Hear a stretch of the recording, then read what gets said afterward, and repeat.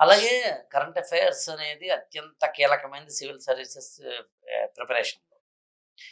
ఈ current affairs అనే దాన్ని రిసోర్స్‌గా తీసుకోవాలనుకుంటే న్యూస్ పేపర్ బెస్టా?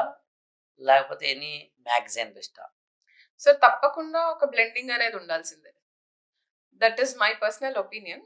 ఎందుకంటే ఓన్లీ న్యూస్ పేపర్ కి మాత్రం మనం స్టిక్ అయ్యామనుకోండి, డెఫినెట్ గా it is highly impossible for any person to make notes out of it on a daily basis. ఏదో ఒక రోజు మనం మిస్ అయిపోతాం. అండ్ కన్సిస్టెంట్ గా నిజంగానే 1 ఇయర్ నోట్స్ మనం మేక్ చేసుకుంటామా? అండ్ చేసుకున్న దాన్ని మళ్ళీ పదే పదే రివైజ్ చేస్తామా? ఆ 2 కూడా క్వెషన్ మార్కే. టు బీ ఫ్రాంక్, ఇప్పుడు మనం చూస్తుంటే almost all the magazines from any మంచి ఇన్స్టిట్యూట్స్ నుంచి మనం కవర్ చేస్తున్నాం అనుకోండి, వాళ్ళే మనకి ప్రతిదీ లైక్ ఏంటి, ఒక బనానాని పీల్చేసి తినిపించేస్తున్నట్టుగా చేసేస్తున్నారు. They are giving us basic content of the current affair. వాళ్ళే మనకి బ్యాక్గ్రౌండ్ ఇన్ఫర్మేషన్ ఇస్తున్నారు. తర్వాత ప్రిలిమ్స్ కి ఏది ఇంపార్టెంట్, మెయిన్స్ కి ఏది ఇంపార్టెంట్ కూడా వాళ్ళు సెగ్రిగేట్ చేసేస్తున్నారు. And when it comes to mains, analysis కూడా చాలా బాగా ప్రెజెంట్ చేసి ఇచ్చేస్తున్నారు. So where is the point that you have to make your own notes out of it and waste your time?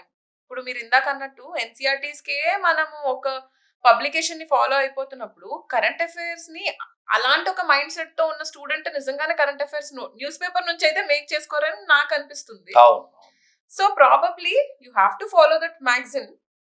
At the same time నిజంగానే కొన్ని ఈ current affairs ఉంటాయి, కొన్ని ఈవెంట్స్, న్యూస్ ఆర్టికల్స్, ఇవన్నీ అవి చాలా ఇంట్రెస్టింగ్ గా ఉంటాయి. తర్వాత especially those events which are happening for a prolonged period, ఏమైనా వార్స్, లేకపోతే ఇప్పుడు WTO రిలేటెడ్ ఇష్యూస్, ఇలాంటివి ఏమైనా ఉంటాయి కదా.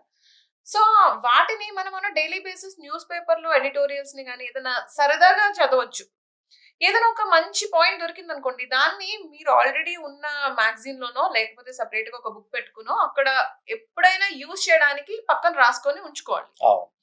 So whenever you want to use it in some answer or essay, ethics, ఇలాంటి వేటిలోనే యూజ్ చేసుకునేటప్పుడు మీరు రివైజ్ చేస్తే సరిపోతుంది. అంతేగాని కూర్చుని అదే ఆర్టికల్ ని పట్టుకుని మనం బ్యాక్గ్రౌండ్ ఇన్ఫర్మేషన్ అంతా రాసుకుని మనం దానిలోంచి మెయిన్స్ క్వశ్చన్స్ చేసుకోవాలి అని అనుకోవడం, it is waste of time and efforts also. దాన్ని ఇంకా బెటర్ గా ఎలా యూజ్ చేసుకోవాలి, అదే టైంలో మనం maybe we can do multiple revisions of the same content. అలా యూజ్ చేసుకుంటే మనకి రీటైనింగ్ పవర్ పెరుగుతుంది, మన ప్రెజెంటేషన్ కి యూజ్ చేసుకోవడానికి ఉపయోగపడుతుంది. So I think that is the better. ఏంటంటే ఒక 1 మంత్ లో జరిగిన టోటల్ ఇన్సిడెంట్స్ ని ఇవాళ ఎన్ని రకాలైన న్యూస్ పేపర్లు ఉన్నాయో మనకి అవైలబుల్గా ఉన్నాయి. మహా అయితే ఓకే, టైమ్స్ ఆఫ్ ఇండియాను, హిందూ, ఇంగ్లీష్ మాట్లాడుతుంది. కొంతవరకు కావాలంటే ఎకనామిక్స్ టైమ్స్, ఫినాన్షియల్ ఎక్స్ప్రెస్. కానీ ఇవాళ మనకి కనీసం 12 నుంచి 14 న్యూస్ పేపర్లు వెరీ వెరీ ఆథెంటిక్ ఇన్ఫర్మేషన్ ఇచ్చేవి భారతదేశంలో ఉన్నాయి. ఇంగ్లీష్లో మింట్ కావచ్చు, పైనీర్ కావచ్చు, ఇట్లాంటి హిందుస్థాన్ హెరాల్డ్ కావచ్చు, హిందుస్థాన్ టైమ్స్ కావచ్చు, ఇలా ఈ మొత్తం మ్యాగజైన్స్లో లేదా ఏవైతే మన న్యూస్ పేపర్లో ఉన్న వాటిని తీసుకొని కంపైల్ చేసి ఇస్తున్న మ్యాగజైన్లు ఇవాళ ఉన్నాయి. విషన్ ఐఏఎస్ లాంటివి.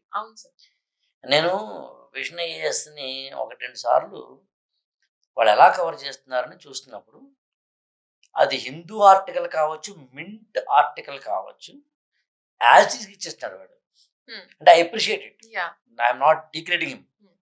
అంటే ఒక న్యూస్ పేపర్ని చదవాల్సిన అవసరం లేని అదే టెర్మినాలజీ తోటి, వర్డింగ్ తోటి, సెంటెన్స్ ఫ్రేమింగ్ తోటి కూడా నీకు విజన్ ఐఏఎస్ వస్తుంది. పైగా విజన్ ఐఏఎస్ ఇంకా వాడు బాగా కంపైల్ చేస్తున్నాడు.